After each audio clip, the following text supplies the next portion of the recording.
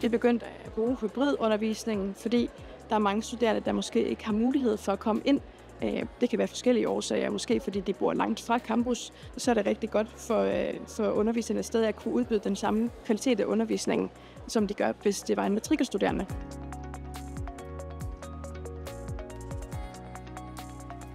Udgangspunktet er, at vi gør som vi plejer, tager PC'en med ind i undervisningslokalet, stikket sætter vi i vores PC. Så skal man vælge et af de 3 scenarier.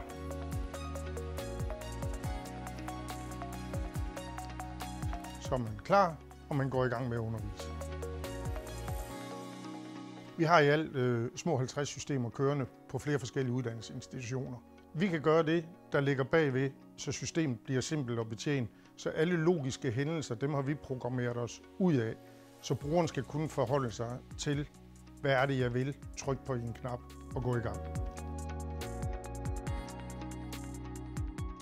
Man kan sige, at det, der er fordelen ved at bruge Teams som platform for undervisningen, det er, at der ligger en hel masse omkring selve afholdelsen af undervisningen. Så man kan lave alle sine forberedelser, man kan lave noget på noget whiteboarding, man kan lave nogle dokumenter, så man kan gøre klar. Hvis man skal stille nogle spørgsmål, hvis man skal lave nogle surveys undervejs, så kan man gøre det. Skal man have nogle små grupperum, sådan så man kan inkludere dem, som også sidder eksternt, så kan man lave det elektronisk.